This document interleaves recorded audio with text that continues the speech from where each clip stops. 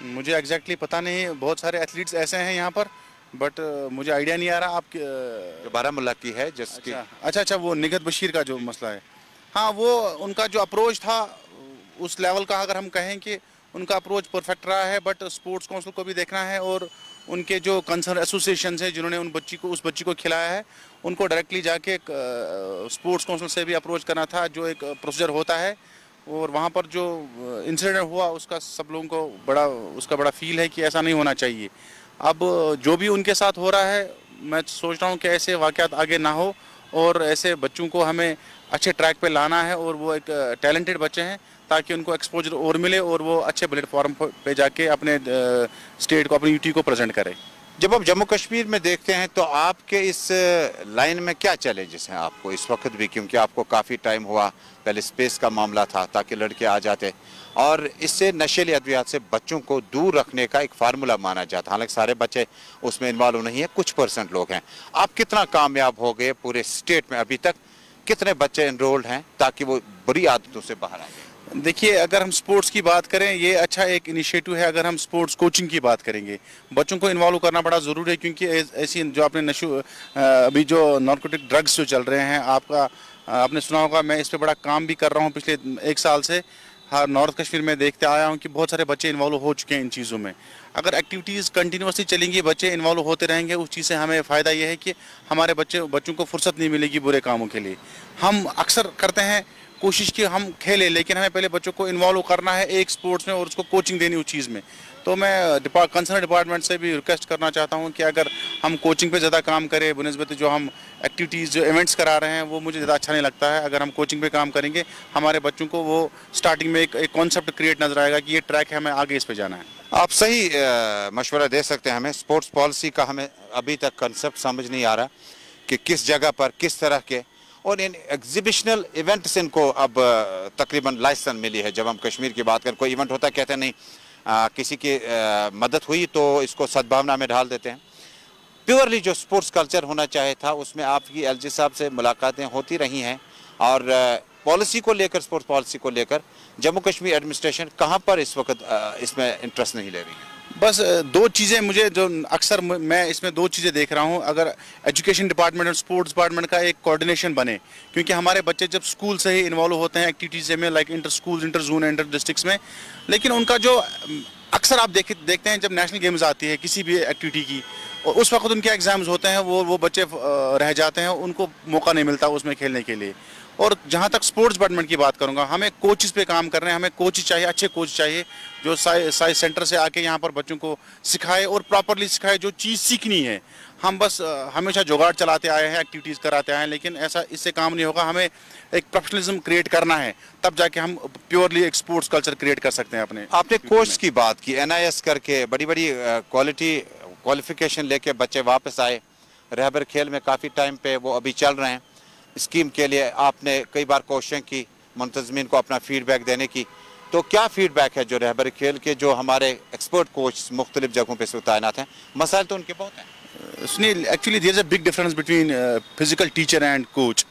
हम इंस्ट्रक्टर को भी कम्पीट कराते आए हैं कोच से या फिजिकल टीचर से, बट वो एक डिफरेंट ही पाथ है। एक कोच, वो एक पर्टिकुलर स्पोर्ट्स में कोच होना चाहिए जिसने कम से कम खुद खेला हो और इंटरनेशनल लेवल या नेशनल लेवल का प्लेयर रहा हो, और तब जाके उसने NIS डिग्री करके या किसी कोई सर्टिफाइड ऑर्गेनाइजेशन से आके सर्टिफाइड कोच है, तब जाके वो हमारे बच्चों को वो बोल सकता है कि हमें इस गेम में कैसे आगे बढ़ना है। आप देखिए स्कूल्स में जो हमारे फिजिकल टीचर्स है, रेबर खेले, वो बेचारे अपने BPED या MPED लेवल तक के जो बेसिक्स होते हैं बच्चों को, लाइक जो PT कराने का ट्रेनिंग होता है या कोई छोटे इवेंट ऑर्गेनाइज कराने की ट्रेनिंग होती है, वो दे सकते हैं। लेकिन कोचिंग की बात अगर की जाए, वो एक पर्टिकुलर कोच ही कर सकता है किसी गेम में, जब तब जाके वो बच्चा बड़े लेवल पे। वो आजकल का नेशनल इवेंट कोई बड़ा इवेंट नहीं है, इंटरनेशनल भी कोई, हमें टारगेट रखना है ओलंपिक्स, तब जाके हमें वो कल्चर क्रिएट होगा यहाँ पर। जब हम एक इंटरनेशनल या ओलंपिक प्लेयर यहाँ पर दे देंगे अपने देश को, तब जाके हमें वो कल्चर क्रिएट होगा, इस चीज़ से नहीं होगा। मुझे बताएं कि काफ़ी ज़्यादा गहमा गहमी है। मैं कल भी देख रहा था दक्षिणी कश्मीर में कुछ इंडोर्स प्राइवेट सतहों पर किराए पे लिए गए कमरे हैं, वहाँ भी मार्शल आर्ट सिखाई जाती है। कहते हैं सरकार मदद नहीं कर रही है, बिजवाड़ा काफ़ी दूर पड़ेगा।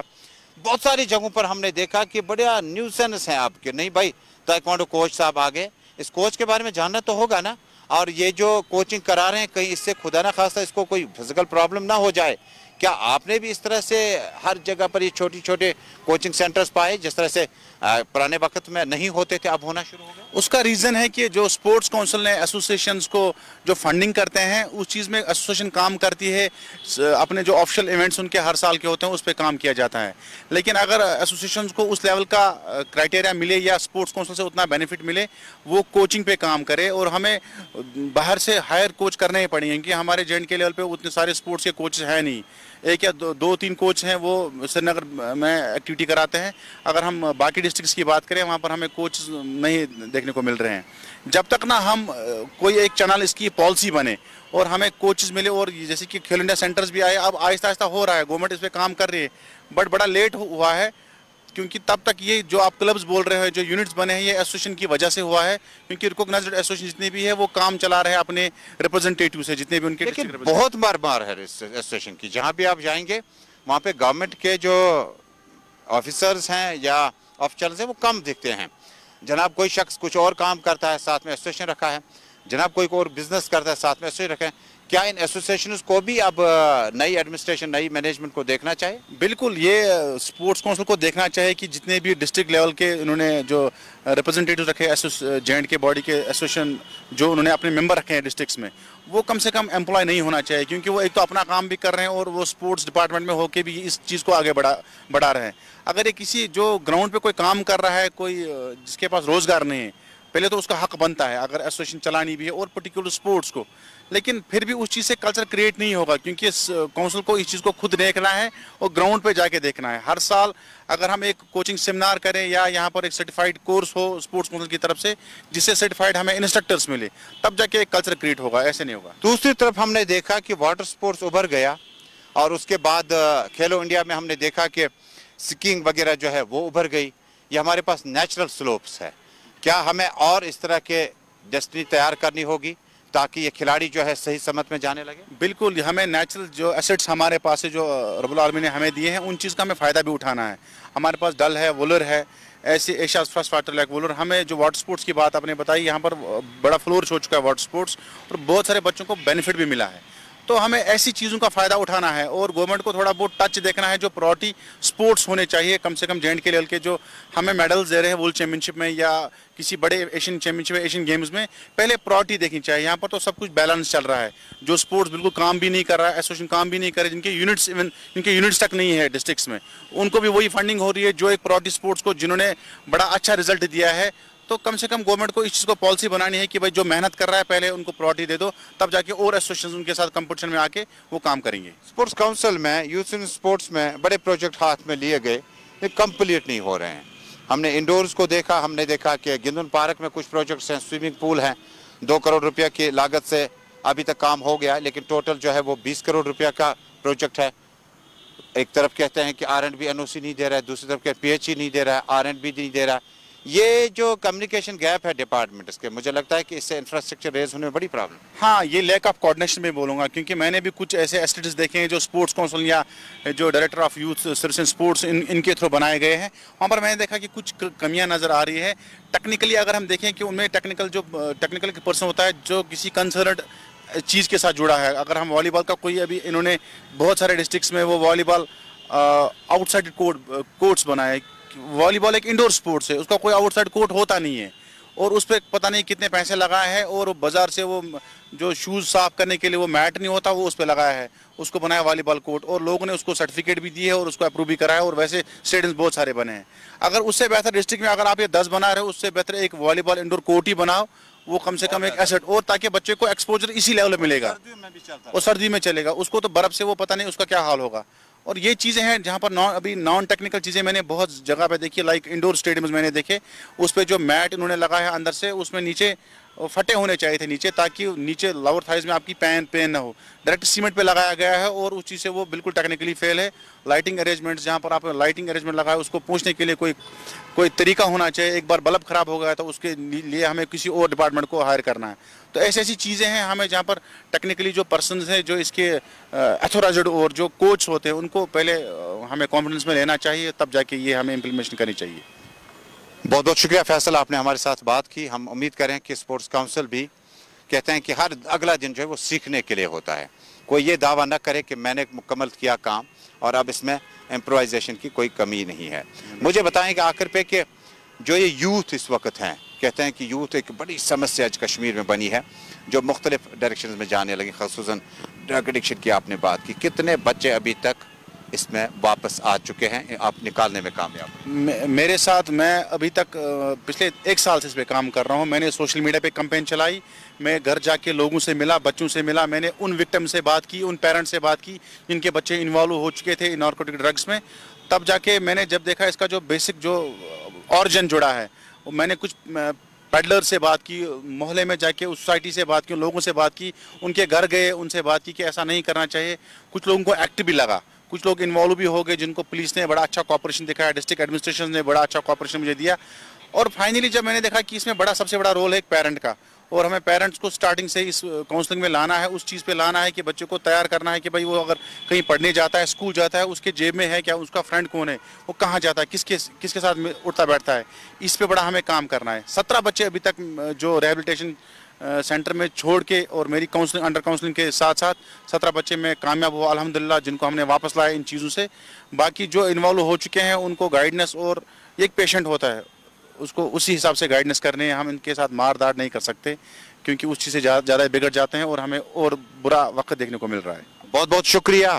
फैसल साहब से बात हो रही थी, और न सिर्फ ये स्पोर्ट्स प्रमोटर हैं बल्कि एकेडमी के चेयरमैन हैं और बच्चों को मुख्तलिफ इलाकों से लाते हैं और उसके बाद हर संडे को ये मुख्तलिफ स्टेडियम्स में जाते हैं, क्योंकि टेक्निकी तौर पर स्टेडियम बनने के बाद लाइट्स की इंस्टॉलेशन और मैटिंग बिछाने तक एक महारत की ज़रूरत होती है, जो हमें काफ़ी ज़्यादा ग्राउंड पे कम लग रहा है। फ़िलहाल जम्मू कश्मीर के साथ साथ अब बैनुल अक़वामी सतहों का जो खबरों का बुलेटिन उस पर आते हैं। पाकिस्तान क्रिकेट बोर्ड ने लगातार आलमी कप से पहले जिन मुश्किलात से इस वक्त 2-4 हैं, और चीफ एग्जीक्यूटिव PCB के वसीम पे भी अब नजरें हैं। इससे पहले रमीज़ राजा ने जिम्मेदारी जो निभाई और बहसीत कमेंटेटर वापसी की, जम्मू कश्मीर दुनिया भर के तमाम खिलाड़ी उसे एक बैट्समैन के तौर पर ही जानते हैं। उसके बाद अब ऑफिस और मैनेजमेंट संभालना कितना बड़ा चैलेंज होगा रमीज़ राजा के लिए, क्योंकि जिस वक्त टीम थी उससे फ़ौरन बाद टीम के हेड कोच और बॉलिंग कोच ने इस्तीफ़ा दिया, नए कोच लाए गए और उसके बाद एक बार फिर बैनुल-अक़वामी सतह पर कोच को लाने का सिलसिला शुरू हुआ। ऑस्ट्रेलिया और साउथ अफ्रीका से पाकिस्तानी टीम के लिए कोचेस जो है वो अब आलमी कप में नजर आएंगे। लेकिन क्या इतना वॉल्यूम है अभी खिलाड़ियों में? क्या इतने सारे खिलाड़ी हमारे पास हैं जिनकी कोचिंग करा के आप आलमी कप के लिए दस्ता बेच सकते हैं? इंडियन प्रीमियर लीग के मुकाबले जारी हैं और MS धोनी की चेन्नई सुपर किंग्स ने अब आगे क्वालिफाई किया। पहले राउंड में जब पहले मरहले में IPL के मुकाबले इंडिया में शुरू हुए थे, कोरोना वायरस की वजह से मुकाबलों को सस्पेंड कर दिया गया। बाद में UAE यानी यूनाइटेड अरब एमिरेट्स उसको शिफ्ट करना पड़ा, जिसका गालबन ये मतलब हुआ कि वहाँ की विकेट, वहाँ का माहौल अब आने वाले T20 वर्ल्ड कप 21 में ज़रूर भारत के लिए फेवर कर सकता है, क्योंकि 1-2 महीने वहाँ पर क्रिकेट खेलने के बाद आपको ज़रूर एज होगा। लेकिन दूसरी तरफ जम्मू कश्मीर में भी क्रिकेट के मुकाबले जारी है। साउथ कश्मीर से लेकर सेंट्रल कश्मीर तक प्राइवेट सतह के क्रिकेट टूर्नामेंट्स का इस वक्त भी बोलबाला बहुत ज़्यादा है। हमने देखा कि बड़े बड़े फाइनल्स गुरेज की ऊंची पहाड़ियों से लेकर करना, श्रीनगर से लेकर बारामूला और मुतअद्दिद जगहों पे जारी है। देखने वाली बात होगी कि इन मुकाबलों में अब की बार जो हमारा JKCA के प्लेयर थे उन्हें मना किया गया था कि वो डोमेस्टिक या लोकल लेवल के जो क्रिकेट टूर्नामेंट उनमें शिरकत नहीं कर सकेंगे। अंडर 19 जम्मू कश्मीर की क्रिकेट टीम का पहला मुकाबला जो अंडर 19 का अब बेंगलुरु से हुआ, 5 विकेटों से जम्मू कश्मीर की टीम मुकाबला हार गई। एक बार फिर नजरें हैं कि दूसरे मुकाबले में जम्मू कश्मीर की टीम अंडर 19 की क्या कमबैक करेगी, या इस सिलेक्शन के बारे में जो पहले से ही शक था कि सिलेक्शन में आपने बैलेंस नहीं रखा, आपके पास वो ऑलराउंडर्स नहीं है जो विकेट पे 2 ओवर 3 ओवर 4 ओवर ठहर सकें और 1-2 ओवर निकाल सकें। मुझे लगता है कि सिलेक्शन कमेटी ने अपनी तरफ से जो कोशिश की, अब खिलाड़ियों ने जिम्मेदारी निभानी है। नहीं तो हम कहेंगे कि सिलेक्शन में अब की बार JKCA का जो पैनल था, जो लड़के थे जिन लोगों ने टीमें सिलेक्ट करनी थी, शायद उनकी नजरें क्रिकेट के अलावा और भी कोई चीज़ों पर थी। सिलेक्शन सही मानों में अब टेस्ट मैचों के लिए सिलेक्शन होनी है, 4 रोज़ा मैचों के लिए, उसके लिए भी JKCA के ट्रायल्स जारी है और आइंदा कुछ दिनों में खिलाड़ियों के नाम आ जाएंगे। खान मुद्दसिर के साथ फिलहाल आज के गुलिस्तान हफ्तावार स्पोर्ट्स शुमारे में फिलहाल इतना ही। दोबारा इतवार को 5:30 बजे मिलेंगे और जम्मू कश्मीर, मुल्क भर और दुनिया भर की चंद खेलों की खबरों पर ज़रूर बात करेंगे। बहुत बहुत शुक्रिया आज भी हमारे साथ रहने के लिए। लेकिन ये जो लोकेशन बड़ी खूबसूरत है, ये श्रीनगर की प्रताप पार्क है।